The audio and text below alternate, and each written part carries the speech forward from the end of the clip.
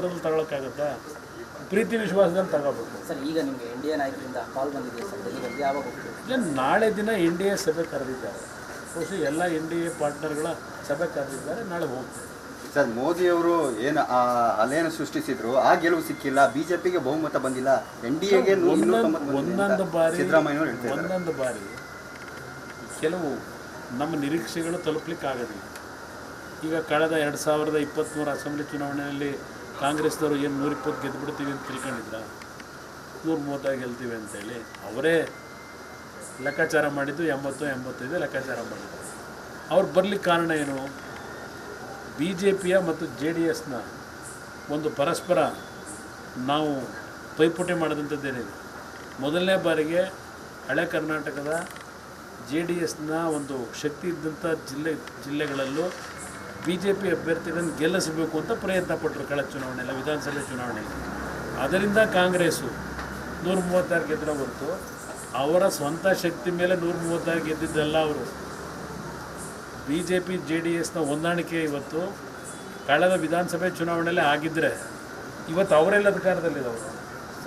ಇವತ್ತು ಮೈತ್ರಿ ಸರ್ಕಾರ ಅಧಿಕಾರದಲ್ಲಿರೋದಿಲ್ಲ. 2006ರಲ್ಲಿ ನಡೆದಂಥ ಸರ್ಕಾರ ತರಬಹುದಾಗಿತ್ತು. ಇದೆಲ್ಲ ಚುನಾವಣೆಯ ಫಲಿತಾಂಶದ ನಂತರ ತೀರ್ಮಾನ ಮಾಡಿ BJP JDS ಎರಡೂ ಒಂದಾಗಿ ಹೋಗಬೇಕು ಅಂತಕ್ಕಂಥ ನಿರ್ಧಾರ ಮಾಡಿದ್ರಿಂದ ಇವತ್ತು ನನ್ನ ನಿರೀಕ್ಷೆ ಇದ್ದಿದ್ದು 25 ಸ್ಥಾನ. ಇವತ್ತು ನನಗಿದ್ದಿದ್ದು 25 ಸ್ಥಾನ ನಾವು ಗೆಲ್ತೀವಿ ಅಂತೇಳಿ. ಅದರಲ್ಲೂ ಸ್ವಲ್ಪ ಕೆಲವು ಸಣ್ಣ ಪುಟ್ಟ ಸಮಸ್ಯೆಗಳಿಂದ ಸೋತಿರ್ಬೋದು. ಕಾಂಗ್ರೆಸ್ಗೆ ಇವತ್ತು ಸಹ ರಿಯಲ್ಲಾಗಿ ನಾವು ಹೇಳೋದಾದರೆ ಅವರ ಶಕ್ತಿ 4ರಿಂದ 5 ಅಷ್ಟೇ. ಇನ್ನು ಉಳಿದಿದ್ದು ನಮ್ಮಿಂದಲೇ ನಮ್ಮ ಆಂತರಿಕವಾದಂಥ ಒಂದು ಕೆಲವು ಸಮಸ್ಯೆಗಳಿಂದ ಗೆದ್ದಿದ್ದಾರೆ. ಸರ್, ಈಗ JDS ಮೈತ್ರಿ BJP ಮೈತ್ರಿ ಆಡಳಿತ ಕಾಂಗ್ರೆಸ್ಗೆ ಏನು ಸಂದೇಶ ಕೊಡ್ತೀವಿ? ನಡಿ ಈಗ ಶುರು ಮಾಡೋಣ.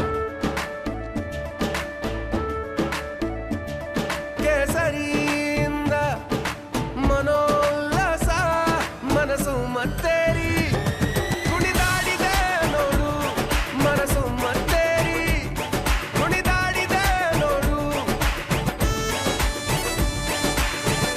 ಕ್ಷಣ ಕ್ಷಣವೂ ಆಚರಿಸಿ ಕೇಸರಿ ಹಬ್ಬ. ವಿಮಲ್ ಬಾಯಲ್ಲಿ ಹೇಳಿ ಕೇಸರಿ. ಆಂತರಿಕವಾದಂಥ ಒಂದು ಕೆಲವು ಸಮಸ್ಯೆಗಳಿಂದ ಗೆದ್ದಿದ್ದಾರೆ. ಸರ್, ಈಗ JDS ಮೈತ್ರಿ BJP ಮೈತ್ರಿ ಆಡಳಿತ ಕಾಂಗ್ರೆಸ್ಗೆ ಏನು ಸಂದೇಶ ಕೊಟ್ಟಿದೆ ಸರ್ ಈ ಫಲಿತಾಂಶ ಮೂಲಕ ಕರ್ನಾಟಕದಲ್ಲಿ?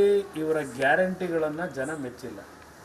ಜನಕ್ಕೆ ಗ್ಯಾರಂಟಿದು ಒಂದು ಭಾಗ, ಬಡವರಿಗೆ ನಾನು ಕೊಡೋದಕ್ಕೆ ನಾನು ವಿರೋಧ ಮಾಡಲ್ಲ. ಆದರೆ ಗ್ಯಾರಂಟಿಗಳ ಜೊತೆಗೆ ರಾಜ್ಯದ ಅಭಿವೃದ್ಧಿ ಸಂಪೂರ್ಣ ಕುಂಠಿತ ಆಗಿದೆ. ಅಭಿವೃದ್ಧಿ ಅಂತಕ್ಕಂಥದ್ದು ಸಂಪೂರ್ಣ ಈ ಸರ್ಕಾರ ಮರೆತೇ ಹೋಗಿದೆ. ಬೆಂಗಳೂರು ನಗರದ್ದೇ ಹೇಳೋದಾದರೆ ಏನು ಅಚೀವ್ಮೆಂಟ್ ಇವ್ರದ್ದು? ಬ್ರ್ಯಾಂಡ್ ಬೆಂಗಳೂರು ಅಂತಕ್ಕಂಥ ಘೋಷಣೆ ಮಾಡಿದ್ಬಿಟ್ರೆ ಏನು ಮಾಡಿದ್ದಾರೆ? ಬೆಂಗಳೂರಿನ ಸಮಸ್ಯೆಗಳಿಗೆ ಪರಿಹಾರ, ರೈತರ ಸಮಸ್ಯೆಗಳಿಗೆ ಪರಿಹಾರ ಏನು ಕೊಟ್ಟಿದ್ದಾರೆ? ಏನೇನು ಪರಿಸ್ಥಿತಿಗಳಿದೆ? ಈಗ ಮುಂದಿನ ದಿನಗಳು ಯಾವ ರೀತಿ ಆಡಳಿತ ನಡೆಸ್ತಾರೆ ನೋಡೋಣ ಅಂತೀವಿ, ಕಾದು ನೋಡೋಣ.